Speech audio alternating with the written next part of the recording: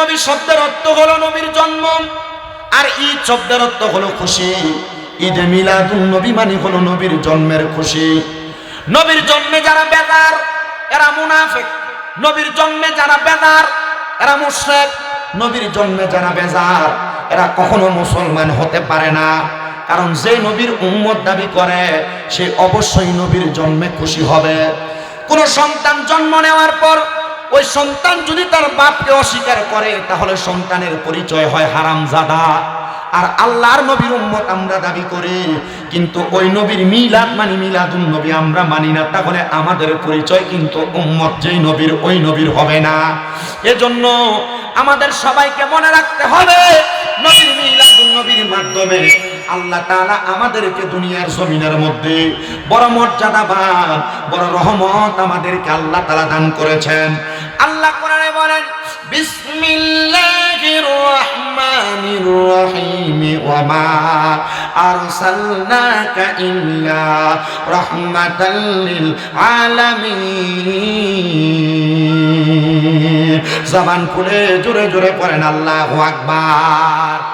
আল্লাহ বলে বান্দা আমি আল্লাহ তোমাদের কাছে পাঠাই নাই, আরসাল করি নাই, তবে হ্যাঁ ইল্লা রাহমাতাল লিল আলামিন আমি আল্লাহ তোমাদের কাছে আমার হাবিবে কিবরিয়া নবীকে রাহমাতাল লিল আলামিন বলে পাঠাইলাম।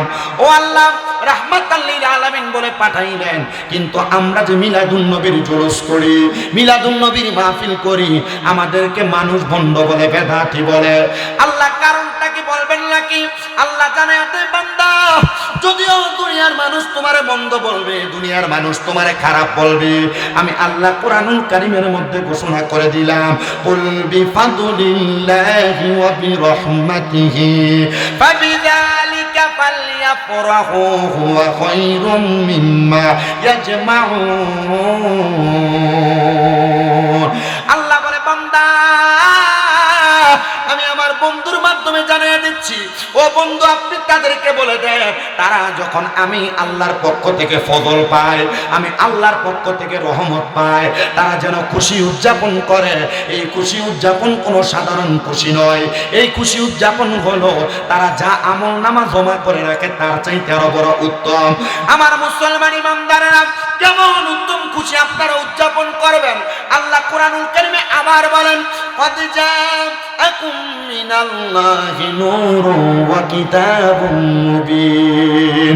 আল্লাহ বলে নিশ্চয়ই এইমাত্র তোমাদের নিকট আসিয়াছে আমি আল্লাহর পক্ষ থেকে একটা নূর।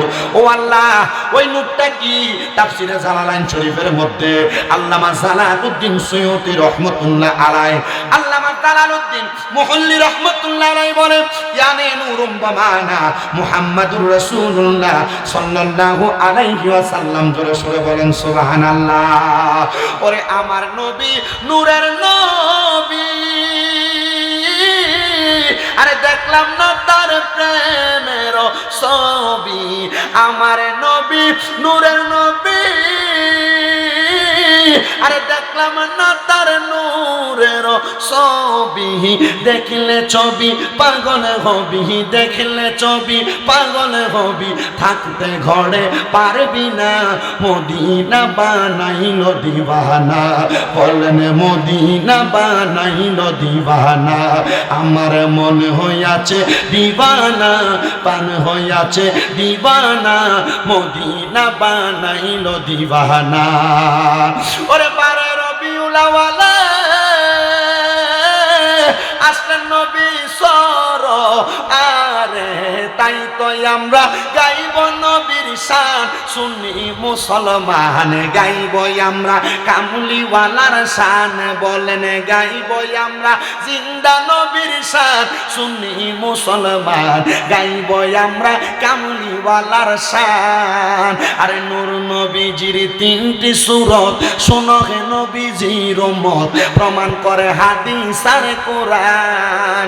ওরে একটা শুরুতে হাকিকি, দুই নম্বরে মালায়েকি, তিন নম্বরে মানবের রূপ ধারণ, নবীর আসে কাহান গাইব আমরা কামলিওয়ালার শান, বলেন গাইব আমরা মদিনাওয়ালার শান, সুন্নি মুসলমান গাইব আমরা মুসলমান ইমানদার। আল্লাহ মাত্র আমার পক্ষ থেকে তোমাদের কাছে আসিয়াছে নূর। ও আল্লাহ, আপনার পক্ষ থেকে কেমন নূর আগমন করলো? এবার আমার আল্লাহ তাআলা জানায়া দেয়, বান্দা কেমন নূর যদি তোমরা শুনতে চাও তাহলে নবীর আম্মা জান হযরতে আমিনার কাছে প্রশ্ন করো। মা আমিনা বলে, যখন আমার গর্ভ থেকে, আমার রহিম থেকে রাহমাতুল লিল আলামিন সিরাজুম মুনির নবী মুহাম্মদ মুস্তাফা আহমদ মুস্তাফা সাল্লাল্লাহু আলাইহি ওয়াসাল্লাম নবী আমার আগমন করে, আমি আমিনা তাকায়া দেখলাম গো, আমি আমিনার ঘর থাইকা সুদূর শাম দেশের বড় বড় রাজপ্রাসাদগুলা দেখা যায়। ও মা আমিনা, আপনার চোখের মধ্যে কি এত পাওয়ার? আপনার চোখের মধ্যে কি এত পাওয়ার, এত জ্যোতি? মা আমিনা বলে, এটা আমার পাওয়ার না, আমার আল্লাহ তাআলা নবী মুহাম্মদুর রাসূলুল্লাহর চেহারা মোবারকের নূরের তাজাল্লিতে আমি আমিনার চোখ দিয়া শাম দেশের রাজপ্রাসাদগুলা দেখাইছে। জোরে সোরে পড়ি সুবহানাল্লাহ। এই পাইলাম আমার নবীর নূরের দুইটা প্রমাণ। এক নাম্বার আল্লাহ কোরআনে বলে, দুই নাম্বার নবীর নিজের মা বলে। এবার আমার নবীর কলিজার টুকরা স্ত্রী হযরতে আবু বকর সিদ্দিকের কলিজার টুকরা কন্যা আম্মা জান আয়েশা সিদ্দিকা রাদিয়াল্লাহু তাআলা আনহা বলে, জগতের মানুষ, আমি আয়েশা সিদ্দিকা আমার ঘরের মধ্যে একদিন সন্ধ্যা ওয়াক্ত হয়ে গেছে, আমি আমার ঘরের মধ্যে সুই দ্বারা কাপড় সেলাই করতেছি। এমন টাইমে গো আমার নবীজি রাহমাতুল লিল আলামিন নবীজি আমার হুজরাতে আগমন করার আগে আমি আয়েশা সিদ্দিকার হাতের সুইটা মাটির মধ্যে পড়ে গেছে। অন্ধকার থাকার কারণে আমি আমার সুইটা খুঁজে পাইতেছিলাম না। এমন টাইমে আকে নামদার তাজদারে মদিনা হুজুর পর নূর মুহাম্মদুর রাসূলুল্লাহ সাল্লাল্লাহু আলাইহি ওয়াসাল্লাম নবী আমার হুজরাতে আমার ঘরে আগমন করলো। আমি তাকে দেখলাম নবীজি যখন আমার ঘরে প্রবেশ কইরা নবীজির জবান মুবারক আমি আয়েশাকে সালাম প্রদান করলেন। আমি আয়েশা নবীজির দাঁত মুবারকের নূরের আলোতে ওই হারানো সুইটা খুঁজে পেয়েছি। চিন্তা করে দেখেন, নবীজির দাঁত মুবারকের নূরের আলোতে মা আয়েশা সিদ্দিকা হারানো সুই খুঁজে পায়, কিন্তু বাতিল ফেরকারা আমার নবীরে নূর মানতে তাদের বড় কষ্ট হয়। বলে, হুজুর কেমনে নূর মানবো না? আমার আল্লাহ তাআলাই তো নবীরে নূর বলেছে, কিন্তু বান্দারা নবীরে নূর মানতে বড় কষ্ট হয়। যুব সমাজ বড় সতর্ক থাকতে হবে। আমাদেরকে বাতিল ফেরকারা পাকড়াও করতেছে, বলতেছে আল্লাহ তো কোরআনে বলেছেন, কুল ইন্নামা আনা বাশারুম মিসলুকুম ইউহা ইলাইয়া। আল্লাহ তো বলেছেন নবী আপনি তাদেরকে বলে দেন আপনি তাদের মতোই একজন মানুষ। তাহলে আপনাকে কেন দুনিয়ার মানুষ নূর বলতেছে? মনে রাখতে হবে, কুরআনুল কারীমের প্রত্যেকটা আয়াত কোনো না কোনো কারণে নাযিল হয়েছে। কোরআনের প্রত্যেকটা আয়াত কোনো না কোনো কারণে নাযিল হয়েছে। কোরআনের প্রত্যেকটা আয়াত কোনো না কোনো কারণে নাযিল হয়েছে। ইয়া রাসূলুল্লাহ, তাহলে আপনাকে যে আমার আল্লাহ তাআলা আমাদের মতো সাধারণ মানুষ বলল, এই আয়াত কেন নাযিল হয়েছে? এই আয়াত নাযিল হওয়ার কারণ হলো কাফেররা তাকে দেখলেন আল্লাহর হাবিব সাল্লাল্লাহু আলাইহি ওয়াসাল্লাম নবী যখন ইসলামের দাওয়াত দেয়, তখন নবীজির কাছে কাফেররা দলে দলে আইসা আইসা ইহুদিরা মুসলমান হয়ে যায়। আর আবু জাহেলের মাথা বড় খারাপ হয়ে গেছে। দেখছনি মুহাম্মদ কেমন ইসলামের দাওয়াত দেয়, ওনার ইসলামের দাওয়াত পায়া আমাদের ইহুদি ধর্ম ত্যাগ করে মানুষ মুসলমান হয়ে যায়। বড় সুন্দর কথা। এরে মুহাম্মদকে মানুষের কাছে কালার করা লাগবে। দেখবেন আমাদের সমাজে কোনো মানুষ যদি কোনো ভালো ভালো কাজ করে, সমাজে এমন অনেক ফুঙ্গা সাঙ্গা আছে যারা ভালো কাজ করেন না, মানুষকে ফ্যাশন দিয়া টান দিয়া ধরে রাখে। আপনারা বলেন এমন শয়তান মার্কা মানুষ সমাজের মধ্যে আছে না নাই? আল্লাহ কোরআনে তাদেরকে বলে উতুল্লিম বাদা যালিকা জালিম। আল্লাহ তাদেরকে কয় তারা হলো জালিম, তারা বদমাশ, তারা খারাপ মানুষ। আল্লাহ তাদের পরিচয় আপনি কেন দিলেন? বলে তারা সমাজের ভালো কাজগুলো দেখতে পারবে না, সমাজে উন্নয়নমূলক কোনো কাজ দেখতে পারবে না, তারা সমাজে কোরআন সুন্নাহর দাওয়াত তারা দেখতে পারবে না। এটার কারণ আর অন্য কোনো কিছু না। যদি সমাজের মানুষ কোরআন সুন্নাহ মোতাবেক চলাফেরা করে, তারা সুদের ব্যবসা করতে পারবে না, ঘুষের ব্যবসা করতে পারবে না, তারা হারাম কোনো কর্মকাণ্ড পরিচালনা ব্যবহার করতে পারবে না, নেশাগ্রস্ত বিক্রি করতে পারবে না। এই জন্য আপনারা বলেন সমাজকে সুন্দর এবং পরিধেয় করার জন্য আমাদের সবাইকে কোরআন সুন্নাহ মোতাবেক সমাজ পরিচালনা করার দরকার আছে না নাই? এই বাজে লোকগুলা সমাজ নষ্ট করে দেয়।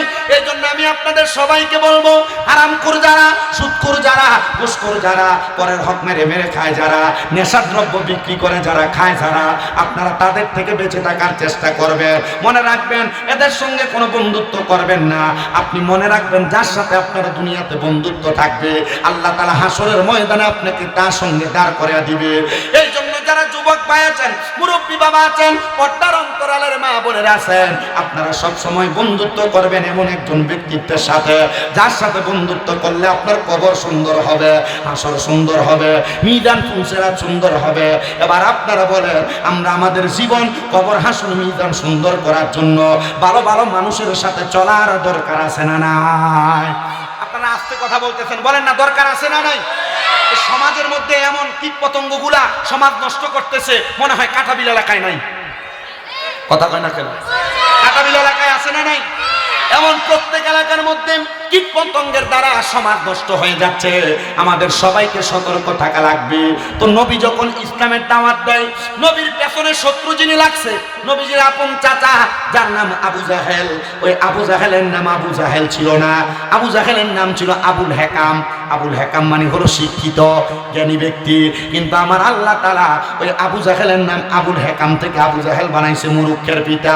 কারণটা কি? কারণ আবু জাহেল আমার নবীরে চিনে নাই, কিন্তু কাফের মুশরিক বেঈমানরা আমার নবীকে দেখে দেখে ঈমান আনছে। জোরে বলেন সুবহানাল্লাহ।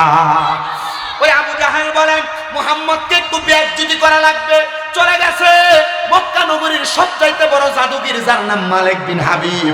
মালিক বিন হাবিবের কাছে যা বলতেছো, গো মালিক বিন হাবিব, তোমার কাছে আমার একটা আবদার, মুহাম্মদ তো আমাদের বাপ দাদার ধর্মকে ধূলিসাৎ করে দিচ্ছে, তুমি একটু মুহাম্মদকে মানুষের কাছে একটু খারাপ ভাবে প্রচার করো না।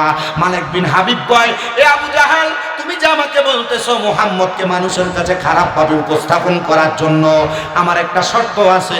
বলে কেমন শর্ত? আমার ঘরে একটা মেয়ে আছে যে অন্ধ, চোখে দেখে না। এ আবু জাহেল, আমি যদি মুহাম্মদকে মানুষের কাছে কালার করে দিতে পারি, তাহলে তুমি বলো আমার এই কন্যাটার চোখটা চিকিৎসা করে তুমি ভালো করে দিতে পারবা কিনা? আবু জাহেল কয়, শুধু এইটা না, তোমার যদি 10টা কন্যা থাকতো, আমি এই কাজের বিনিময়ে তোমার কন্যাদেরকে ভালো করার চিকিৎসার খরচ দিতাম। হাবিব বিন মালিক রাজি হয়ে গেছে। মক্কার বড় জাদুগির হাবিব বিন মালিক ডাক দিয়ে কয়, জগতের মানুষ, আমি আবার আমার হাতের মুঠের মধ্যে অনেকগুলা পাথর নিলাম। পাথর নিয়ে আল্লাহর হাবিব মুহাম্মদুর রাসূলুল্লাহর কাছে যা প্রশ্ন করলাম, ইয়া মুহাম্মাদা, আপনি বলেন তো আমার হাতের মধ্যে কি? আপনি যদি সত্য নবী হন, আপনি যদি হক নবী হন, আপনি যদি আল্লাহ তাআলার প্রতিনিধি হন, তাহলে আপনি বলতে পারবেন আমার হাতের মধ্যে কি? আমার নবী ডাক দিয়া কয়, হাবিব বিন মালিক গো, আমি বলবো নাকি তোমার হাতে যেইটা আছে সেইটা বলবে? হাবিব বিন মালিক বলে, এটা কেমন কথা বলেন? আমার হাতে কি আছে আপনি কিভাবে জানেন? আমার নবী বলে, হাবিব বিন মালিক গো, আমার আল্লাহ তাআলা আমি নবীকে গায়েবের খবর সম্পর্কে অবহিত করে দিয়েছেন। যত কিছু গোপন আছে আমার আল্লাহ তাআলা আমি নবীর মাধ্যমে প্রচার করেছেন। বলেন সুবহানাল্লাহ। ওরে ছিলেন আল্লাহ গোপনের গোপন, নূরে মুহাম্মদী হইতে করিলেন সৃজন। ওরে জিন পরি ফেরেশতা সকল, জিন পরি ফেরেশতা সকল, নবীর নূর ফসিনা, নূরের নবী শুইয়া আছে সোনার মদিনা। মদিনা নূরের নবী শুইয়া আছে সোনার মদিনা। আপনাদের কি কষ্ট হচ্ছে? অসুবিধা হচ্ছে? দেখো মুহাব্বতে নবীর শান গান না, হয়তো আল্লাহ তাআলা আমাদের সব গুণ আজকের মাহফিলের উসিলায় মাফ করে দিবে। একটু মুহাব্বতে বলেন, ওরে যার উসিলায় পয়দা হয়নি, যার উসিলায় তারে কেন চিনলি না? নূরের নবী শুইয়া আছে সোনার মদিনা। মদিনা নূরের নবী শুইয়া আছে সোনার। আর সকসি লোহার কলম, আরে নূরে মুহাম্মদী হইতে করিলেন সৃজন। আরে আর সকসি লোহার কলম, আরে নূরে মুহাম্মদি হইতে করিলেন সৃজন। আরে যিনি পরিপে রাস্তা সকল, যিনি পরিপে রাস্তা সকল, নবীর নূরের পসিনা, নূরের নবী শুইয়া আছে সোনার মদিনা, মদিনা নূরের নবী শুইয়া আছে সোনার মদিনা। আইরে যারু সিলাই পয়দা হইলি, যারু সিলাই পয়দা হইলি, তারে কেন চিনলি না, নূরের নবী শুইয়া আছে সোনার মদিনা। একটা জবান বন্ধ রাখবেন না, জবান খুলে জোরে পড়েন ইয়া রাসূলুল্লাহ। হাবিব বিন মালিক কয় আল্লাহর নবী, এ মুহাম্মাদুর রাসূলুল্লাহ, তুমি বলো আমার হাতে কি আছে? নবী উত্তর দেয়, হে হাবিব বিন মালিক, তুমি বলো, আমি বলবো না, তোমার হাতে যেটা আছে সেটা বলবি। আমার নবীজির প্রশ্নের জবাবে হাবিব বিন মালিক বলে, তাহলে বলো, বলতে বলো। হাবিব বিন মালিকের হাতের পাথরগুলা ডাক দিয়ে কয়, লা ইলাহা ইল্লাল্লাহু মুহাম্মাদুর রাসূলুল্লাহ সাল্লাল্লাহু আলাইহি ওয়াসাল্লাম। জোরে পড়েন মারহাবা। হাবিব বিন মালিক বলে, মুহাম্মদ, তুমি তো আমার থেকে বড় জাদুগির। নাউজুবিল্লাহ বললেন না? মনে রাখবেন আপনারা যারা এখানে আছেন, নবীদের দ্বারা যদি কোনো অলৌকিক ঘটনা ঘটে, এইটাকে হাদিস শরীফের ভাষায় বলে মুজেজা। কি বলে? আসতে বলতেছে যুব সমাজ যারা, আপনারা একটু মনোযোগ দেন। কেন দিবেন? কারণ বর্তমানে বাতিল ফেরকা এমন ভাবে ভিড়তেছে, যখন কোনো বাতিল ফেরকার কাছে আপনি এই ঘটনা বলবেন, তখন এরা বলবে এগুলো তো বানানো কথা, এগুলো বানোয়ার, এগুলোর কোনো দলিল নাই। তখন আপনি তারা বলবেন, আপনি মনে হয় জানেন না, নবীদের দ্বারা এমন কোন অলৌকিক ঘটনা ঘটলে এটাকে মুজেজা বলে। আর মুজেজা হলো নবীদের শান, সুবহানাল্লাহ। আর কোন আল্লাহর ওলিদের দ্বারা, বলেন কাদের দ্বারা? আল্লাহর ওলিদের দ্বারা যদি কোনো এমন অলৌকিক ঘটনা ঘটে, তাহলে সেইটাকে বলে কারামত। বলেন কি বলে? আল্লাহর ওলিদের দ্বারা কোনো অলৌকিক ঘটনা ঘটলে কারামত, নবীদের দ্বারা ঘটলে মুজেজা। তো আমার নবীজি শুধু বলছে হাবিব বিন মালিক, আমি বলবো না, হাতেরটা বলবে। বলে হাতেরটাকে বলতে বলো। হাতেরটা বলছে যে হ্যাঁ, মুহাম্মাদুর রাসূলুল্লাহ সাল্লাল্লাহু আলাইহি সাল্লাম হলো আল্লাহ তাআলার নবী। সুবহানাল্লাহ। আর জোরে সুবহানাল্লাহ বললেন। হাবিব বিন মালিক ডাক দিয়ে বলে, মুহাম্মদ, তুমি তো আমার থেকে বড় জাদুগির। আমার নবী বলে, না রে না, ও হাবিব বিন মালিক, আমি জাদুগির না, আমি হলাম আল্লাহ তাআলার একজন পয়গম্বর নবী। বলে বুঝতে পারলাম আপনি নবী, তবে আপনার কাছে আমি জানতে চাই, আপনি যে নবী, আপনি কিভাবে এটা করলেন? বলে আল্লাহ তাআলা কুদরতে করাইছেন। আমার নবী ডাক দিয়ে কয়, হাবিব বিন মালিক, তুমি যে আমি নবীকে শরম দেওয়ার জন্য, লজ্জা দেওয়ার জন্য আসছো। তোমার ঘরে একটা মেয়ে আছে, অন্ধ, চোখে দেখে না। হাবিব বিন মালিক বড় অবাক হয়ে গেলেন। বলেন, আমার ঘরে যে মেয়েটা অসুস্থ, চোখে দেখে না, আপনি কিভাবে বুঝলেন? বলে আমি নবী, আল্লাহ তাআলা আমাকে জানার মতো ক্ষমতা দিয়েছেন। জোরে সরে পড়েন সুবহানাল্লাহ। ডাক দিয়ে বলেন, এ হাবিব বিন মালিক, তুমি বলো, তুমি যদি চাও আল্লাহ তাআলার কুদরতে আমি এই মুহূর্তে তোমার কন্যা সন্তানের চক্ষু দান করতে পারি। হাবিব বিন মালিক ডাক দিয়ে বলতেছে, হ্যাঁ হ্যাঁ, আপনি আমার কন্যা সন্তানের চোখটা ভালো করে দেন। আমার নবীজি বলেন, হাবিব বিন মালিক, তুমি তাড়াতাড়ি তোমার বাড়িতে যাও। হাবিব বিন মালিক বলে, বাড়িতে যাওয়ার সাথে সাথে দেখলাম আমার কন্যা সন্তান চোখে দেখে, আর আমি আব্বাজানকে বাবা বলে ডাক দেয়। মক্কার বড় জাদুগিরটা আমার নবীর কাছে এসে বলে, ইয়া মুহাম্মাদা, আপনি এই মুহূর্তে আমাকে জবান দিয়ে পড়ায়া দেন কালিমে তাইয়্যিবা লা ইলাহা ইল্লাল্লাহু মুহাম্মাদুর রাসূলুল্লাহ সাল্লাল্লাহু আলাইহি ওয়াসাল্লাম। এবার আপনারা বলেন, হেদায়েত দেওয়ার মালিক কে? আল্লাহর নাম নিলে গুণ হইব? আপনাদের এখানে এতগুলা মানুষ আছেন, প্যান্ডেল ভর্তি, এটা কি মানুষ জানে বাহিরে? দোকানপাট হইসা রয়েছে, এতটা কি বুঝে? তাহলে বলেন আপনারা, হেদায়েতের মালিক কে? আল্লাহ চাইলে হেদায়েত দিতে পারে কি পারে না? তাহলে ওই আল্লাহকে ডান হাত তুলে ডাক দেন আল্লাহ, জবান খুলে ডাক দেন আল্লাহ। আল্লাহ কিভাবে হেদায়েত দেয় আরেকটা ছোট্ট ঘটনা শোনাই। আপনাদের যদি কষ্ট না হয়, আমি আমার বয়ানটাই ঘটনার মাধ্যমে আপনাদেরকে বোঝায় দেওয়ার চেষ্টা করব। যে তো মাহফিলে আরো আলোচক আছে, আমাকে বলছে মিলাদুন নবীর বয়ান করার জন্য। আমি মিলাদুন নবীর অল্প একটু কথা বলে আমি আমার ওয়াজটা নবীর শান ও আজমতের দিকে আনলাম। কিন্তু আমরা যদি একটু হেদায়েতের বয়ান না করি, আমাদের সমাজ ধূলিসাৎ হয়ে যাবে, পানির সাথে মিশে যাবে। এবার আপনারা বলেন, আমাদের সবার হেদায়েতের দরকার আছে না নাই?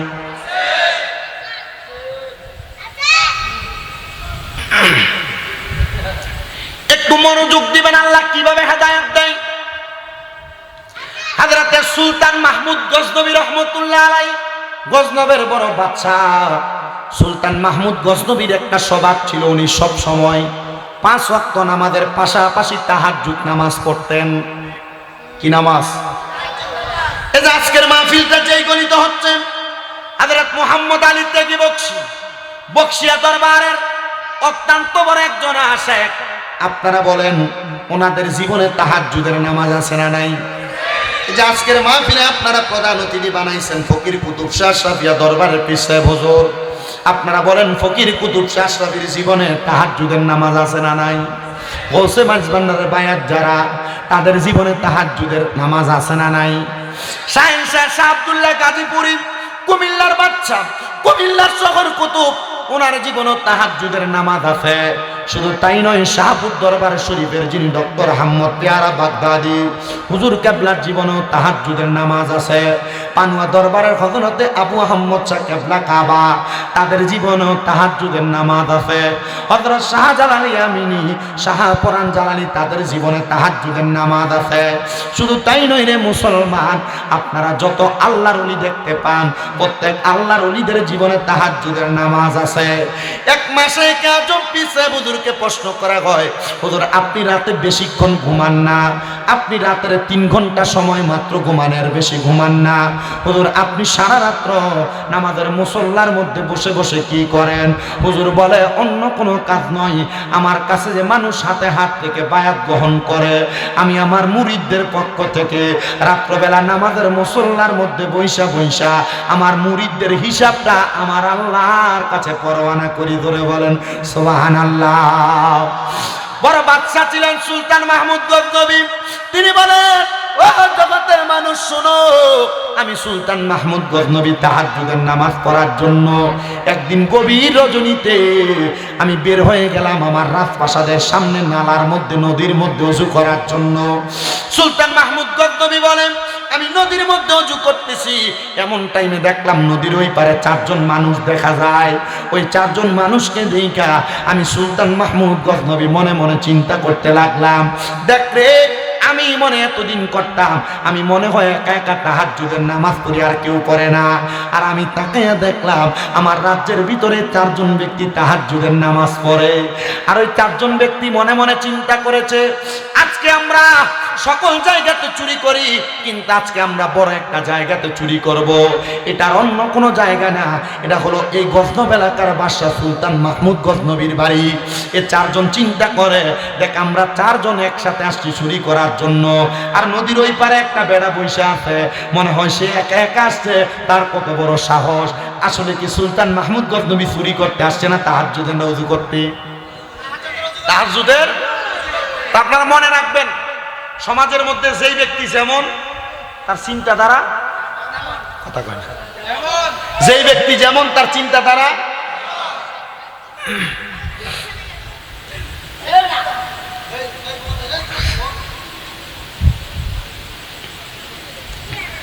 সুলতান মাহমুদ গজনবী বলেন,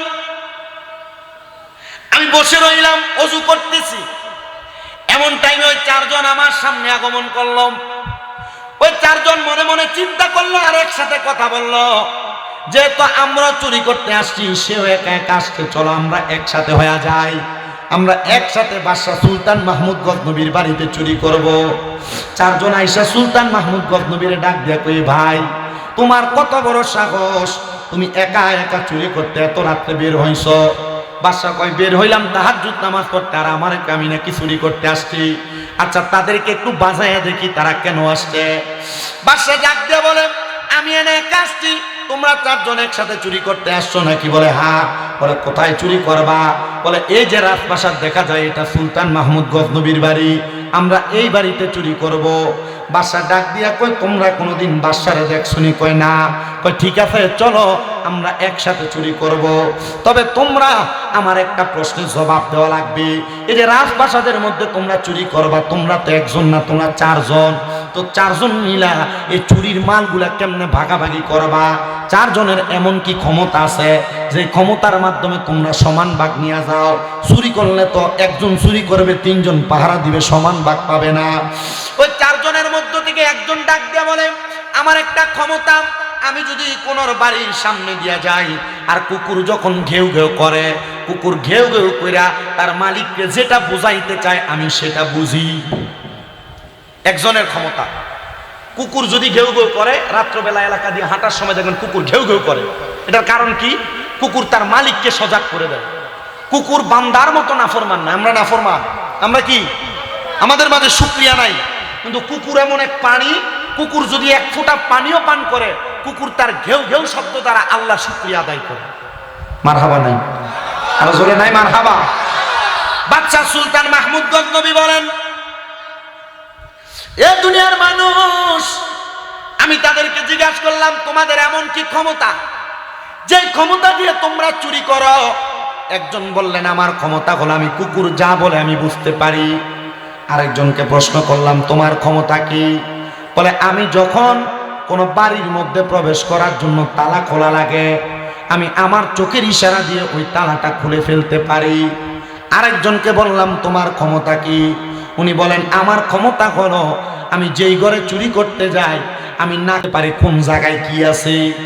আরেকজনকে প্রশ্ন করলাম তোমার ক্ষমতা কি? তিনি আমাকে ডাক দিয়ে বলেন আমার ক্ষমতা হলো আমি যখন রাত্রবেলা কোনো মানুষকে দেখি, আমি দিন হইলে সেই মানুষকে দেখলে চিনতে পারি। বলে ভালো কথা, তোমাদের এই ক্ষমতাগুলো বড় ভালো। তোমরা যদি তোমাদের সাথে আমাকে চুরি করতে নিয়ে যাও, তাহলে তোমরা বলো তোমরা আমাকে সমান ভাগ দিবে কিনা? ওই চারজন প্রশ্ন করে হে ভাই, আপনাকে যে সমান ভাগ দিব আপনার এমন কি ক্ষমতা আছে? উনি বলেন আমি যদি ডান দিকে তাকাই তাহলে ফাঁসির আসামি বাইচা যায়, আর বাম দিকে তাকাইলে শত রকমের অন্যায় থাকলে অন্যায় মাফ হয়ে যায়। বলে আমাদের তো তোমাকেই দরকার, কারণ আমরা বাদশার বাড়িতে চুরি করতে যাব। যদি বাদশা আমাদেরকে কারাদণ্ড দেয়, তুমি বাম দিকে তাকাইলে আমাদের কারাদণ্ড মাফ হয়ে যাবে, আর যদি ডান দিকে তাকাও বাদশা আমাদেরকে ফাঁসি দিলে ফাঁসির আসামি মাফ পেয়ে যাব। চলো আমরা একসাথে বাদশার বাড়িতে চুরি করতে যাই। গজনবের বাদশার বাড়িতে চুরি করতে প্রবেশ করেছেন। এ বন্ধু, এই বাদশার বাড়িতে প্রবেশ কইরাম, পুরা বাড়ির মাল সামান গুলো একসাথে কইরা একটা পুটলি একটা গাট্টির মধ্যে পুরাইছে। আর এমন টাইমে চারদিকে আযান হয়ে গেছে, আসসালাতু খায়রুম মিনান নাওম। চারদিকে যখন আযান হয়ে গেছে, সুলতান মাহমুদ গজনবী তো তাদের সাথেই ছিলেন। উনি বলেন আমি আমার ওই রাজপ্রাসাদের চারদিকে আমি বন্ধ করে ফেললাম। আমি চিন্তা করলাম তাহাজ্জুদ নামাজ আজকে চোরের কারণে পড়তে পারি নাই, কিন্তু ফজরের নামাজ তো মিস করা যাবে না, এটা ফরজ নামাজ। এবার সুলতান মাহমুদ গজনবী তাদেরকে একটা ঘরের মধ্যে তালা মাইরা উনি একা একা ফজরের নামাজ আদায় করলেন। হযরতে সুলতান মাহমুদ গজনবী বলেন এবার সকালবেলা পুরা গজনব এলাকার মানুষগুলাকে ডাক দিলাম, এ মানুষ তোমরা কি জানতে চাও আমার এই গজনব এলাকার মধ্যে চারজন ডাকাত, চারজন চোর আসছে, যারা আমি বাদশা সুলতান মাহমুদ গজনবীর বাড়িতে চুরি করতে প্রবেশ করেছে। আসো আজকে আমরা পুরা সমাজের সামনে তাকে আমরা লজ্জিত করব। বাংলাদেশে কত চোর চুরি করে, বাংলাদেশে কত মাদক ব্যবসায়ীরা মাদকের ব্যবসা করে, বাংলাদেশে কত জায়গার মধ্যে আল্লাহর কোরআনকে অবমাননা করে, বাংলাদেশের কত জায়গার মধ্যে রাসূলকে নিয়ে কটূক্তি করে। যদি বাংলাদেশের সরকার এই কটূক্তি কন্যাওয়ালাদেরকে বাইতুল মুকাররম মসজিদের সামনে নিয়ে একবারে ফাঁসি দিয়ে দিত হাজার জনতার সামনে, তাহলে আর কোনো মানুষ বাংলাদেশে কোরআন অবমাননা করত না, আর কোনো মানুষ বাংলাদেশের রাসূল অবমাননা করত না, আর কোনো মানুষ বাংলাদেশে চুরি চামারি করতো না, আর কোনো মানুষ বাংলাদেশে নেশাদ্রব্য পান করতো না, ধর্ষণ করতো না। কিন্তু বাংলাদেশে ইসলামী আইন কায়েম নাই বিদায় বাংলাদেশের জমিনের মধ্যে চুরি বেড়ে যাচ্ছে, অহরহ জিনা ব্যভিচার বেড়ে যাচ্ছে। বাংলাদেশের সমাজের মধ্যে এমন খারাপ বাজে বাজে কাজ, কোরআন অবমাননা, রসুল অবমাননা চলতেছে। এবার আপনারা বলেন, ও কুমিল্লা শহরের কাটাবিলের মানুষ, আমরা বাংলার সংসদের মধ্যে এমন একটা আইন চাই, অন্য কোনো আইন না। যদি কোনো মানুষ বাজে কাজ করে, মন্দ কাজ করে, আমরা প্রকাশ্যে তাদের শাস্তি কামনা করি। এটা আমরা চাই কি চাই না? আপনারা বলেন চাই কি চাই না? এই যে খুন খারাপিগুলা হচ্ছে, এগুলা হওয়ার অন্য কোনো কারণ না, এগুলা হওয়ার অন্য কোনো কারণ না। আপনি তাকে দেখেন, কোনো মানুষকে হত্যা করা হচ্ছে মাদকের ব্যবসার কারণে, কোনো মানুষকে মারা হচ্ছে সুদের টাকা ঘুষের টাকার কারণে, কোনো মানুষকে মারা হচ্ছে চাঁদাবাজির কারণে। আরে বাংলার সমাজের মধ্যে, বাংলার রাষ্ট্র ধর্মের মধ্যে, বাংলার সংসদের মধ্যে যদি কোরআন সুন্নাহ মোতাবেক আইন পরিচালনা হতো, তাহলে মানুষগুলাকে ফাঁসি দিয়া তাদেরকে সমাজের মানুষের কাছে পরিচিত করে দিলে, তাহলে আর কোনোদিন মানুষ এমন সন্ত্রাস রাহাদানি করতো না। আল্লাহ তাআলা আমাদের সবাইকে এমন সন্ত্রাস রাহাদানি থেকে হেফাজত করেন, জোরে জোরে করেন আমিন। সুলতান মাহমুদ গজনবী বলে, জগতের মানুষ আসো আসো, আমরা 4 জন চোরের বিচার করব। এবার গজনব এলাকার সব মানুষ সুলতান মাহমুদ গজনবীর সামনে, আর ওই 4 চোরারে আইনা কাঠগড়ার মধ্যে দাঁড় করানো হয়েছে। সুলতান মাহমুদ গজনবী রাজ সিংহাসনের মধ্যে বসে বিচার করবে, কিন্তু কাঠগড়ার মধ্যে দাঁড়ায় 4 চোরার ভিতরে 3 চোরা কান্দে, আর একটা চোরা দাঁড়ায় দাঁড়ায় মুস্কি মুস্কি হাসে। সবাই বড় অবাক হয়ে গেল, এ মানুষ, এ 4 জন চোর, তোমরা যে চুরি করেছো, বাদশার বাড়িতে তোমাদের ফাঁসি হইতে পারে, কিন্তু তোমাদের মধ্যে 3 জন তোমরা কান্না করো, আর একজন কেমন জানি বেহায়া নির্লজ্জের মতো হাসতেছে। তোমার হাসার কারণটা তুমি বলবানি, কেন হাসো, কারণটা কি?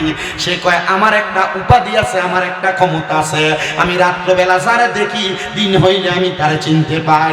এই যে রাজপ্রাসাদের রাজ সিংহাসনের মধ্যে বসে আছে সুলতান মাহমুদ গজনবী গো, আপনি না গতকালকে আমাদের সাথে একসাথে রাজপ্রাসাদে চুরি করতে আসছেন, আপনি কেমনে আমাদেরকে চুরি দায় দিয়ে আপনি আমাদেরকে ফাঁসিয়ে দিলেন? উনি বলেন, আমি তোমাদেরকে পরীক্ষা করেছি, এ আল্লাহর বান্দারা, এখন তোমরা আমাকে আমার সব মানুষের কাছে লজ্জিত করে দিলা। ঠিক আছে, যাও, তোমরা যেমন চোর, আমিও তোমাদের মতো এমন চোর, তবে তোমরা আমাকে বলো না তোমরা কেন চুরি করার জন্য আসছো। ওনারা ডাক দিয়ে কয়, এ গজনবের বাদশাহ সুলতান মাহমুদ গজনবী গো, আমরা এমনি এমনি আসি নাই, আজকে 2 সপ্তাহ হয়ে গেছে, আমাদের বোখারা এলাকার মধ্যে কোনো খানা নাই, খানা নাই, কিন্তু বাইতুল মালের মধ্যে খানার কোনো অভাব নাই, কিন্তু বাইতুল মালে যে আমরা খাবার চাইছি, আমাদেরকে খাবার দেয় নাই। ইসলামের প্রথম যুগে, ইসলাম ধর্মের মধ্যে হযরত ওমর রাদিয়াল্লাহু তাআলা একটা আইন করেছে, কোন এলাকার মধ্যে যদি কোনো মানুষ ক্ষুধার্ত অবস্থায় থাকতে থাকতে মারা যায়, তাহলে ওই এলাকার কোনো মানুষ যদি ক্ষুধার জ্বালায় চুরি করে, তাহলে ওই এলাকার বাদশার হাতটা ধরে তোমরা কাইটা দাও। বলে কারণ কি? বলে বাদশা যদি তার এলাকার প্রজাদের খবর নিত, তাহলে প্রজা কোনোদিন না খাইয়া থাকতো না। বাংলাদেশের সমাজে এমন অনেক মেম্বার, চেয়ারম্যান আছে, এমন অনেক প্রতিনিধি আছে যারা মানুষের গম চুরি করে, ডাল চুরি করে। আপনারা বলেন পিসিবির মাল চুরি করে, এমন ছোট্ট সোনার বাংলাদেশে আছে না? না, গরিব মানুষ 10 টাকা কেজি চাল কিনা খাওয়ার জন্য আইন করে দেওয়া হয়েছে টিসিবির মাল, কিন্তু লক্ষ্য করে দেখা যায় সুন্দর প্যান্ট পরা টাইওয়ালা মানুষের টিসিবির মাল নেয়। গরিব মানুষকে 10 টাকার চাল দিতে যায়, ওই চালটা আর গরিব মানুষের কাছে 10 কেজি দেয় না, 5 কেজি দিয়া বুঝ দিয়া দেয়, আর 5 কেজি করে করে জমায়া বাহিরের এলাকার মধ্যে বস্তা চালান দেয়। আপনারা বলেন এমন চোরও আছে না? না, ওরে বিচার হবে কর্ময় অনুসারে, কঠিন হাসরে বিচার হবে কর্ময় অনুসারে। সমাজের এমন ডাল চোর, তেল চোর, চাউল চোর কম না বেশি? এদের টিসিবির মাল বেচা হয় না? আপনার কথা বলেন, এই যে টিসিবির মালামাল বিক্রি হইতেছে, 10 টাকা কেজি, 10 কেজি চাউল একটা মানুষ পাবে, কিন্তু এই 10 টাকা কেজি চাউল মানুষকে 5 কেজি দিয়ে বুঝ দেয়, আর 5 কেজি করে আলাদা করে রাইখা বাহিরে বস্তা চালান দেয়। এমন চোর চোরটা আছে না?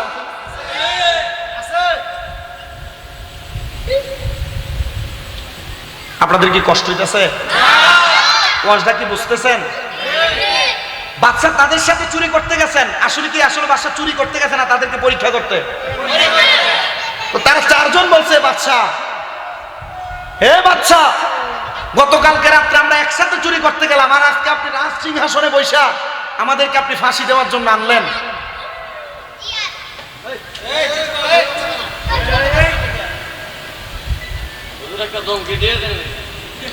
বাদশাহ সুলতান মাহমুদ গজনবী তিনি বলেন, আমি আবার তাদের কাছে বলতে লাগলাম, এবার তোমরা বলো কিভাবে তোমরা মুক্তি চাও? তারা ডাক দিয়া বলেন, অন্য কোনো ভাবে আমরা মুক্তি চাই না। এ বাদশাহ, আপনি বলেছেন ডান দিকে তাকাইলে ফাঁসির আসামি মাফ হয়ে যায়, আপনি আমাদেরকে মাফ করেন। বাদশাহ বলে, যাও, আমি তোমাদেরকে মাফ করে দিলাম। তারা মাফ পেয়ে গেছে।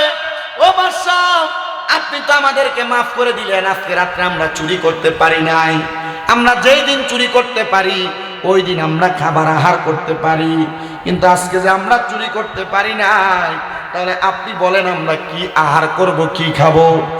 বাদশাহ বলে, শোনো, তোমরা আর বুখারাতে ফিরে যাওয়া লাগবে না। আমি তোমাদেরকে আমার রাজপ্রাসাদের মধ্যে চাকরি দিলাম। কিসের চাকরি দিলেন? বাদশাহ বলে, তোমরা চারজন আমার রাজপ্রাসাদের প্রত্যেকটা রুম দৈনিক 2 বার করে পরিষ্কার করবা। কিসের চাকরি? রুম পরিষ্কার করা, রাজপ্রাসাদ পরিষ্কার করা। তারা ডাক দিয়ে বলেন, বাদশাহ, আপনার প্রস্তাবে আমরা রাজি, কিন্তু আপনি আমাদেরকে যে বেতনটা দিবেন, এই বেতনটাকে শুধু আমাদেরকে দিবেন নাকি আমাদের পরিবারও আমরা চালাইতে পারবো? বলে, হে আমার দরবারের বর্তমান চাকরিজীবীরা, আমি বলে দিলাম তোমাদেরকে আমি এমন একটা অর্থ দিব যে অর্থের কারণে তোমরাও চলতে পারবা, তোমাদের পরিবারও চলতে পারবে। বলে, মেনে নিলাম আপনার কথা। এবার ওই 4 জন ব্যক্তি চোর মানুষ ছিল, এখন কিন্তু রাজপ্রাসাদের কর্মচারী। 4 জন পুরা রাজপ্রাসাদটাকে তাদের কাঁধ হাত দ্বারা তারা ধৌত করে পরিষ্কার করে। 7 দিন হয়ে গেছে। হযরত সুলতান মাহমুদ গজনবী বলেন, আমি আবার তাহাজ্জুদ নামাজ পড়তে দাঁড়াইলাম 7 দিনের মাথায়।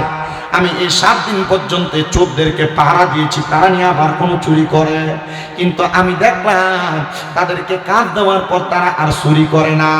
তা আমাদের সমাজের মধ্যে যেগুলা চুরি করে, যেগুলা চোট্টামি করে, বাজে কাজ করে, এদের হাতে কোনো কাজ নাই, এরা যদি কোনো কর্মের মধ্যে লিপ্ত থাকতো এরা আর চুরি করতো না। যেগুলা নেশা করে, এগুলা সঙ্গ তো সঙ্গ নষ্ট হয়ে নেশা করে। যদি এরা ভালো কোনো মানুষের সাথে ভালো কোনো চাকরি করতে, এরা নেশা করতো না। এবার আপনারা বলেন, বাংলার সমাজের যত যুব সমাজ আছে, মুরব্বী সমাজ আছে, যদি তারা কর্মব্যস্ততায় থাকে, তাহলে আল্লাহ তাআলা তাদেরকে খারাপ কাজ থেকে দূরে রাখার ক্ষমতা আল্লাহর আছে না নাই? জোরে বলেন, ক্ষমতা আছে না নাই? দুনিয়ার মুসলমান ইমামদারেরা, এবার সুলতান মাহমুদ গজনবী বলেন, আমি আবার 7 দিন পর্যন্ত এই 4 জন চোরারে পাহারা দেওয়ার পর আমি আমার রাজপ্রাসাদের মধ্যে আবার তাহাজ্জুদ নামাজ পড়তে দাঁড়ায় গেলাম। আমি যখন তাহাজ্জুদের নামাজ পড়ি, এমন টাইমে তাহাজ্জুদ নামাজ পড়ে আমি কান্না করতে করতে আমার নামাজের মুসল্লার মধ্যে আমি ঘুমায় গেলাম। কে যেন আমার গায়েবী ভাবে একটা আওয়াজ দিয়ে বলতেছে, এগো গজনবের বাচ্চা, ও সুলতান মাহমুদ গজনবী, আপনি আপনার এত বড় রাজপ্রাসাদের মধ্যে বড় বড় 4 জন আল্লাহর ওলিরে চাকর বানায় রাখছেন। এ বাদশা, মনে রাখেন, এত বড় বড় 4 জন আল্লাহর ওলিরে যে আপনি চাকর বানায় রাখছেন, এটার জন্য আপনি আল্লাহর কাছে জবাব দেওয়া লাগবে। বাদশা আমার আল্লাহর কাছে মোরাকাবা করে করে কান্দে আর ডাক দিয়ে কয়, আল্লাহ, আমি তো 4 জন এমন কোন ব্যক্তিকে যারা আল্লাহর বন্ধু, যারা আল্লাহর খাস বান্দা, যারা আল্লাহর ওলি, আমি তো তাদেরকে চাকর বানিয়ে রাখি নাই। বলেন না গো, আমি আল্লাহ তাআলার বান্দা কাদেরকে আমি চাকর বানিয়ে রাখছি?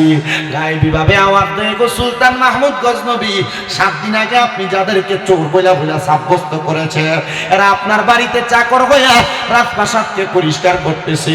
আমার আল্লাহ তাআলার কাছে এরা এখন চোর না গো, চোর না, এরা আমার আল্লাহ তাআলার বন্ধু হয়ে গেছে।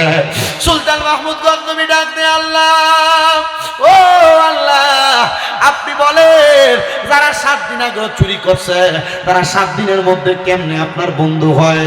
আমার আল্লাহর পক্ষ থেকে জবাব আসে গো বাদশা সুলতান মাহমুদ গজনবী, শোনো ও বাদশা সুলতান মাহমুদ গজনবী, এই 4 জন ব্যক্তি দিনের বেলা সকালে একবার বিকালে একবার তোমার রাজপ্রাসাদটারে পরিষ্কার করত, আর বাকি যে অবসর সময় থাকতো তারা আমার আল্লাহর কাছে এমন ভাবে কান্নাকাটি করছে, আমার আল্লাহ তাআলা এদেরকে এখন চোর থেকে আল্লাহ তাআলার বন্ধু বানিয়ে দিছে।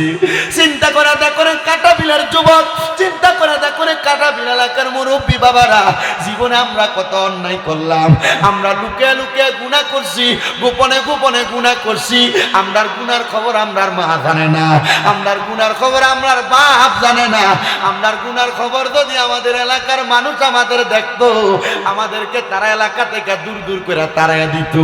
আল্লাহ আপনি যদি একজন চোর 4 জন চোরের 7 দিনের ইবাদতের কারণে আপনার বন্ধু বানাইতে পারেন, আল্লাহ আপনার কাছে আমরা জানতে চাই, আমরা যদি আপনার কাছে নামাজ পড়া পড়া কান্দি আমরার গোপনের গুনাহটি আপনি মাফ করবেন নি?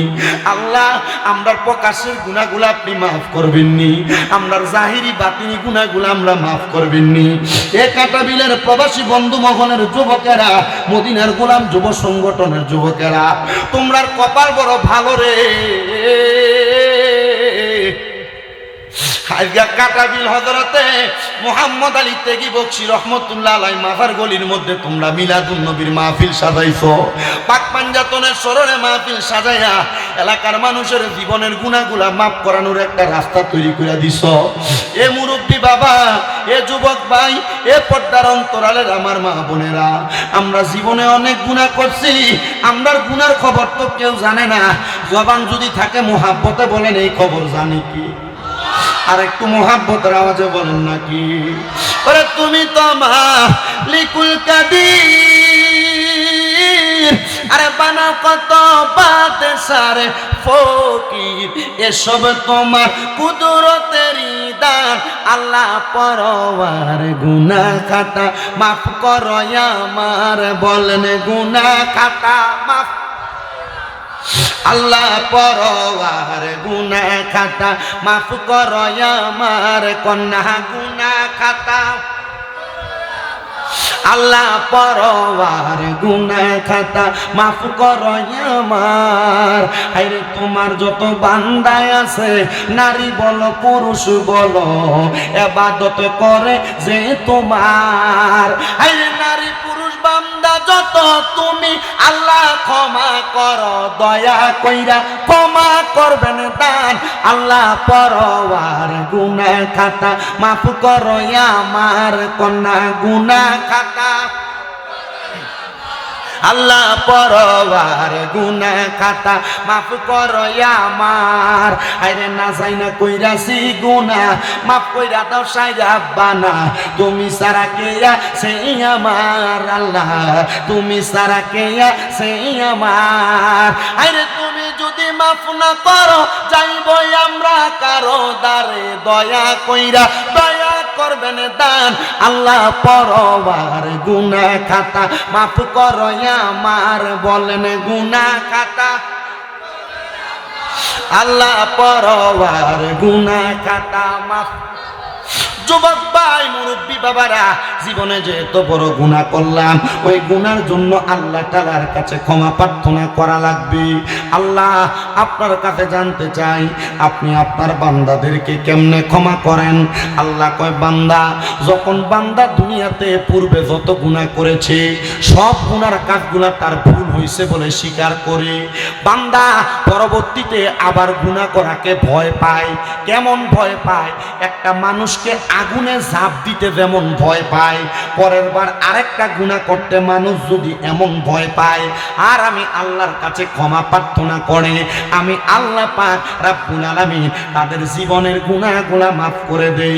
আসেন বাবারা, বন্ধুরা, আমরা জীবনের গুনাহগুলা মাফ করানোর জন্য চক্ষুটা বন্ধ করে দিয়ে কলবের দিকে খেয়াল করে মুহাব্বতের আওয়াজে আল্লাহ তাআলার একটু ইসমে জাতের জিকির করব, যে জিকিরের মাধ্যমে আল্লাহ তাআলা আপনার আমার জীবনের গুনাহগুলো মাফ করে দিবে। একটু মুহাব্বতের আওয়াজে আল্লাহ তাআলার ইসমে জাতের জিকির করেন। আল্লাহ আল্লাহ আল্লাহ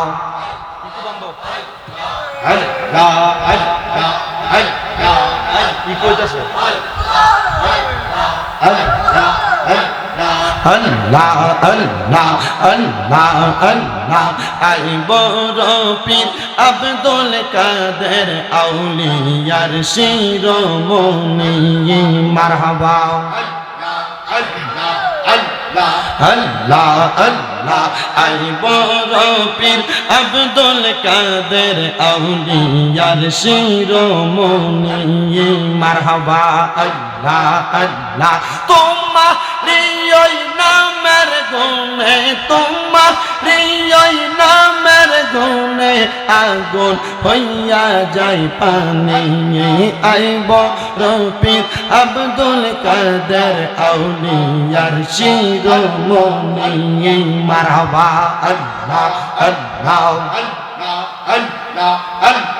ভক্তের বিপদ হইলে পূর্বে তুমি পশ্চিমে ভক্তকে বাঁচাও গো গাউস তোমার নিজ গুণে মারহাবা আল্লাহ আল্লাহ আউলিয়াদের সম্রাট তুমি আউলিয়াদের সম্রাট তুমি মহিউদ্দিন জিলানী আই বড় পীর আব্দুল কাদের আউলিয়ার শিরোমণি মারহাবা আল্লাহ আল্লাহ মুর্শিদ মুর্শিদ কইরাই আমার ঘুমাসে না নয়নে মোহাম্মদ আলী বকশির নামে ঘুমাসে না নয়নে আমারে বলিবা মুর্শিদ কে মোহনে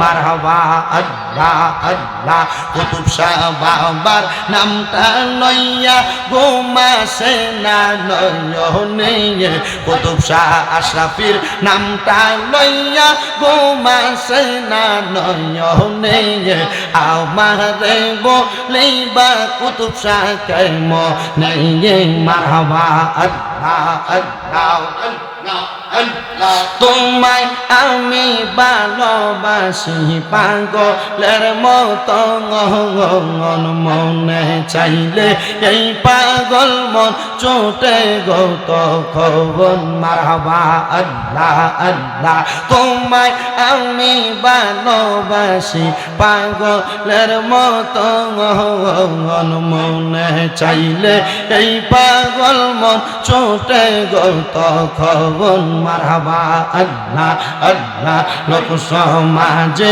কলঙ্কি আমি গলাই কলঙ্কের মালা লোক সমাজে কলঙ্কি আমি গলাই কলঙ্কের মালা আমারে বলিবা কুতুব শাহ কে মোহনে মারহাবা আল্লাহ আল্লাহ তোমায় আমি ভালোবাসি দিয়া মন প্রাণ গো মুর্শিদ দিয়া মন প্রাণ মনে চাইলে তোমার দিকে ছোটে আমার প্রাণ মারহাবা আল্লাহ আল্লাহ তোমায় আমি ভালোবাসি দিয়া মন প্রাণ মনে চাইলে তোমার দিকে ছোটে আমার প্রাণ মারহাবা আল্লাহ লোক সমাজে কলঙ্কি আমার গলায় কলঙ্কের মালা লোক সমাজে কলঙ্কি আমি গলায় কলঙ্কের মালা আমারে বলিবা মুর্শিদ কে মোহনে মারহাবা আল্লাহ আল্লাহ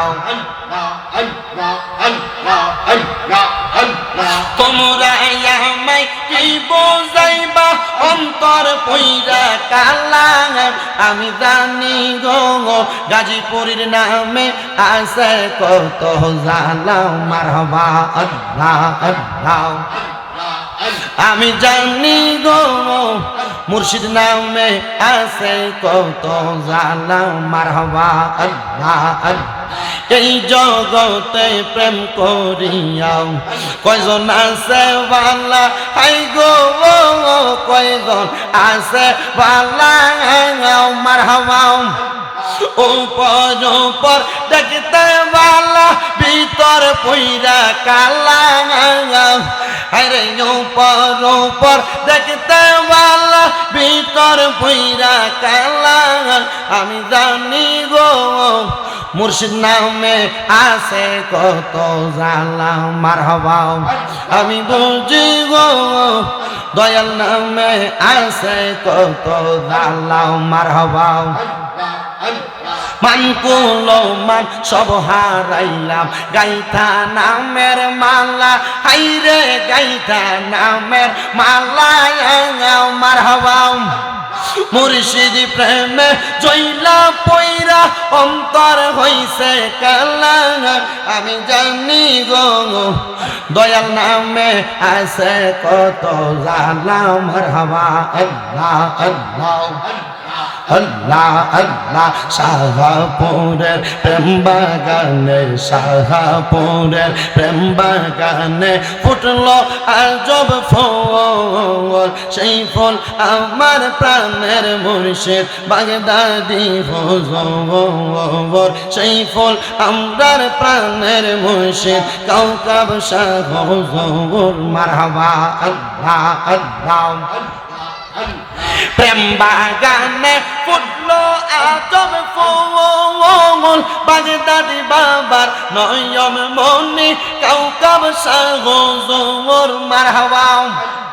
আল্লাহ আল্লাহ জিকিরেতে থাকে যে মশগুল, পাঞ্জা তনের জিকিরেতে থাকে যে মশগুল, সেই ফল আমরার প্রাণের মুর্শিদ বাগদাদি হুজুর, মারহাবা। আল্লাহ আল্লাহ আল্লাহ আল্লাহ আল্লাহ আল্লাহ আল্লাহ আল্লাহ আল্লাহ আল্লাহ আল্লাহ। লা ইলাহা ইল্লাল্লাহু মুহাম্মাদুর রাসূলুল্লাহ সাল্লাল্লাহু আলাইহি ওয়াসাল্লাম। জবান বন্ধ নাই, মুহাব্বতের আওয়াজে পড়েন আলহামদুলিল্লাহ। জিকির করলাম কার? শুধু আল্লাহর না, আল্লাহর জিকিরের সাথে আউলিয়া কেরামের নামও বলেছি। এখন অনেকে আপনারা প্রশ্ন করবেন, এ শামীম রাজা তোমরা যে আল্লাহর জিকিরের সাথে মুর্শিদের জিকির করো, এটার কারণটা কি? আল্লাহর জিকিরের সাথে তো মুর্শিদের জিকির চলে না। না না না, আমার আল্লাহর নবী রাহমাতুল লিল আলামিন নবী হাদিসে মুবারাকার মধ্যে বলে, জিক্রুল আম্বিয়া মিনাল ইবাদাতি ওয়া জিক্রুস সলিহিনা কাফারা। নবীদের নামের জিকির করলে ইবাদত হয়, মানে নবীর নামের দুরূদ পড়লে জিকির করলে ইবাদত হয়। আর আউলিয়া কেরামের নাম, পীর মুর্শিদের নামের জিকির করলে গুনাহ মাফ হয়। মারহাবা বলবেন না? আউলিয়া কেরামের নাম, পীর মুর্শিদের নাম জপন করলে জীবনের গুনাহ মাফ হয়। এজন্য আমরা যারা সুন্নি, আমরা যারা আহলে সুন্নাত ওয়াল জামাত, আমরা সবাই আমাদের জবান দিয়ে আল্লাহর জিকিরও করি, আমরা নবীর জিকিরও করি, আমরা আউলিয়া কেরামের জিকিরও করি। এবার আপনারা বলেন, আউলিয়া কেরামের জিকির আমাদের সবাইকে করার দরকার আছে না নাই? আমি আমার এলাকার মুরব্বী সমাজের কাছে বলবো, আপনাদের যাদের সন্তান সন্ততি আছে, আপনাদের যাদের নাতি নাতকুর আছে, আপনার পরিবারের মধ্যে ছোট ছোট বাচ্চা যারা আছে গো, আপনারা তাদেরকে আউলিয়া কেরামের দরবারে নিয়ে যাবেন। প্রতি বৃহস্পতিবারে আপনি যেই দরবারের বায়াত, ওই দরবারের মাহফিলে নিয়ে যাবেন। প্রতি মাসে মাসে আপনার দরবারে যে মাহফিল হয়, সেই মাহফিলে নিয়ে যাবেন। আপনি যদি সম্ভব হয়, আপনি সদা সর্বদা গাউসে পাক আব্দুল কাদের জিলানীর 11 শরীফের মাহফিলটা করবেন। যদি আপনার সম্ভব হয়, আপনারা দুনিয়ার জমিনের মধ্যে থাকা অবস্থায় আপনারা হযরত শাহ আব্দুল্লাহ গাজীপুরের মাজারে প্রত্যেক বৃহস্পতিবারে আপনার সন্তান নিয়ে যাবেন। বলে হুজুর কেন গো? এটার কারণ হইল, যদি আপনি আপনার সন্তানদেরকে, আপনার নাতিদেরকে, ছোট ছোট বাচ্চাদেরকে আউলিয়া কেরামের দরবারটা আপনি চিনাইতে পারেন, আপনার লাভ, আপনার দুনিয়াতেও লাভ হবে, আখিরাতেও লাভ হবে। কারণ ওই সন্তান যখন আপনার মরণের পরে গাজীপুরের মাজারে যাবে, ওই সন্তান যখন মুহাম্মদ আলী বকশির মাজারে যাবে, ওই সন্তান যখন কুতুব শাহ সাফিয়া দরবারে যাবে, শাহজালাল শাহ পরানের মাজারে যাবে, ওই সময় সন্তানটা মুনাজাতের মধ্যে হাতটা বাড়ায়া আপনার জন্য রব্বির হামহুমা কামা রব্বায়ানি সগীরা বলে দোয়া করবে। মুসলমান, এই জন্য আপনাদের সবার কাছে করজোরে আবদার, আপনারা আপনাদের ছোট ছোট বাচ্চাদেরকে আউলিয়া কেরামের দরবার চিনাইবেন। কেউ যদি আপনারা বলেন পীরের দরবারে যাওয়া বেদাত, পীরের দরবারে যাওয়া শিরিক, ওলিদের মাজারে যাওয়া বেদাত, ওলিদের মাজারে যাওয়া শিরিক, এরারে বলবা তুমি আমার যত শিরিক বেদাতের কথা বলো না কেন, আমি এটা মানব না। কারণ হইল আউলিয়া কেরামের কারণে আমরা বাংলাদেশের মুসলমান যারা দাবি করি, আমরার বাপ দাদা 14 কুষ্টিরা পরনের মধ্যে দুটি থাকতো, দুটি। আর পীর মাশায়েখ বাংলাদেশে আগমন কইরা আমরার পরম থেকে দুটি কইলা লুঙ্গি পরাইছে। এই জন্য আমরা আউলিয়া কেরামের দরবারে যাই। হযরতে শাহজালাল ইয়ামিনী যদি বাংলাতে আগমন না করত, আমরা মুসলমান দাবি করতে পারতাম না। হযরতে শাহ মাকদুম যদি বাংলাতে আগমন না করত, আমরা মুসলমান দাবি করতে পারতাম না। এই বড় বড় আল্লাহর ওলিদের কারণে আমরা মুসলমান দাবি করি। ওই সিলেটের জমিনে যখন হযরতে শাহজালাল ইয়ামিনী আগমন করছে গো, ওই আগমনের সময় সিলেটের বিধর্মীরা বাদশা গোবিন্দ আল্লাহর ওলিদেরকে কষ্ট দিছে, তীর মারছে, পাথর মারছে রে। ওই পাথরের আঘাত খায়া আল্লাহর ওলিরা ইসলাম ধর্ম ত্যাগ করে নাই। ধরে শুনে পড়েন আল্লাহু আকবার। শাহজালাল ভাই উপরে একটু মুহাব্বতের আওয়াজে দুরূদ শরীফ পড়েন। আল্লাহুম্মা সাল্লি। ঠিক আছে, কোনে বসে মুহাম্মদ ওয়া আলা আলি সাইয়্যিদিনা। ওলিদের ওলি যিনি গাউসুল আজম জিলানী, ওলিদের ওলি যিনি গাউসুল আজম জিলানী, বাগদাদে জন্ম কুতুবে রাব্বানী। বলেন বাগদাদে জন্ম কুতুবে রাব্বানী। বলেন ওলিদের ওলি যিনি গাউসুল আজম জিলানী, ওলিদের ওলি যিনি গাউসুল আজম জিলানী, বাগদাদে জন্ম কুতুবে রাব্বানী। বলেন বাগদাদে জন্ম কুতুবে রাব্বানী। বংশ তোমার হাসান হুসাইনি, তুমি হইলা মা ফাতেমার নয়নের মনি। বলেন বংশ তোমার হাসান হুসাইনি, তুমি গাউসে মা ফাতেমার নয়নের মনি। দয়ার নজর দাও গো আমায়, ও গো গাউসে সামদানি। দয়ার নজর দাও গো আমায়, ও গো গাউসে সামদানি। বাগদাদে জন্ম কুতুবে রাব্বানী। বলেন বাগদাদে জন্ম কুতুবে। তোমার কাঁধে নবীজির কদম, সব ওলিদের কাঁধে তুমি গাউসের কদম। বলেন তোমার কাঁধে নবীজির, আইরে সব ওলিদের কাঁধে তুমি গাউসের কদম। দয়ার নজর দাও গো আমায়, ও গো গাউসে সামদানি। দয়ার নজর দাও গো আমায়, ও গো গাউসে সামদানি। বাগদাদে জন্ম কুতুবে রাব্বানী। বলেন বাগদাদে জন্ম কুতুবে। এবার আপনারা বলেন ওই আউলিয়া কেরামের অনুসরণ আমাদের করার দরকার আছে না নাই? কথা কম না বেশি? শুধু নিজে করবেন না, নিজের সন্তানদেরকে শিখাইবেন। শুধু সন্তানদেরকে শিখাবেন না, এলাকার মধ্যে বাড়ির মধ্যে ছোট ছোট বাচ্চা থাকলে এদেরকেও আউলিয়া কেরামের দরবারে নিয়ে যাবেন। তো যেই কথা বলতেছিলাম, আউলিয়া কেরামের নুরানি নেকনজর, নুরানি সোহবত আমাদের সিনার মধ্যে লাগলে আমাদের সিনাটাও পরিবর্তন হয়ে যায়। মারহাবা বলবেন না? আরো মুহাব্বতের আওয়াজে বলেন না মারহাবা।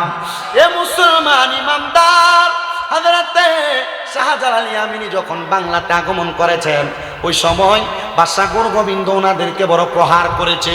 শুধু প্রহার করে নাই রে বাবা, হযরতে শাহজালাল ইয়ামিনী যখন ওই সুরমা নদীর একটা পাড়ের মধ্যে ছিল, গোবিন্দ বাদশা নদীর ওই পারে বড় বড় পাথর দিয়া নদীর একটা পার বন্ধ করে রাখছে।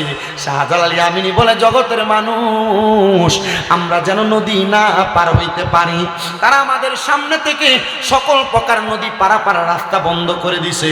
কিন্তু আমি শাহজালাল ইয়ামিনীকে আমার আল্লাহ তাআলা এমন একটা তৌফিক দান করেছে, আমি যদি সালাতুল ইস্তিসকার নামাজ আল্লাহ তাআলার দরবারে 2 রাকাত আদায় করি, আর আদায় করে নামাজের মুসল্লাটা বিছায়া সুরমা নদীটা পাড়ি দেওয়ার জন্য চেষ্টা করি, আমার আল্লাহ তাআলার কুদরতে আমার নামাজের মুসল্লাটা ওই সুরমা নদীতে বাসায়া বাসায়া আমি শাহজালাল ইয়ামিনীকে নদী পার করে দিতে কোন মারহাবা।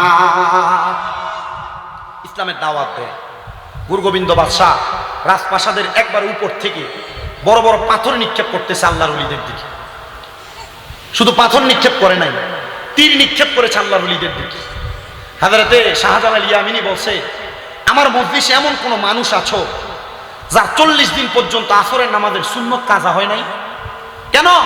বলে, তুমি আযান দাও, একজন জবাব দেয় না। এমন টাইমে একজন আল্লাহর বান্দা জবাব দিয়েছেন, যার নাম হযরতে নাসিরউদ্দিন সিফা সাহেব, যিনি হবিগঞ্জের চুনারু ঘাটে শুয়ে আছেন, যিনার মাজার পশ্চিম দিকে মাথা আর পূর্ব দিকে পাও। হবির পুকুর পাড়ের কবরস্থানে এমন কোন কবর আছে যেটার মাথা পশ্চিম দিকে? সব উত্তর দক্ষিণ শরীবিদা। কিন্তু হযরতে শাহজালাল ইয়ামিনীর সফর সঙ্গী ছিলেন নাসিরউদ্দিন সিফা সালা। ওনাকে বলা হইলো, আপনি একটু আযান দেন, আপনার যদি আসরের নামাজের সুন্নত কাজা না হয় আযান দেন। নাসিরউদ্দিন সিফা সালা শুধু আযান দিতেন, আল্লাহু আকবার, আল্লাহু আকবার। গুরুগোবিন্দ বাদশার বড় রাজপ্রাসাদ ভাঙ্গিয়া চুরমাচুর হয়ে গেছে, অবাক হয়ে গেছে।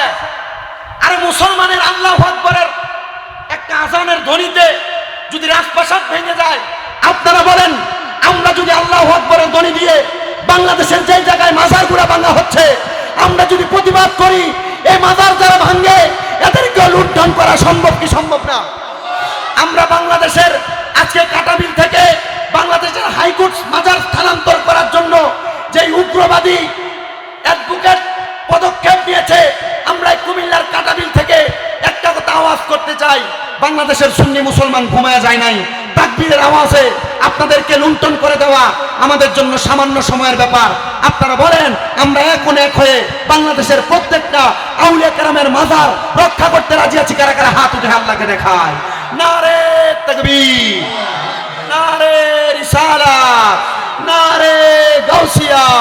হযরতুল আল্লামা আমিনুল ইসলাম আকবরী সাহেবের আগমন এই মাহফিলের পক্ষ থেকে নারে তাকবীর।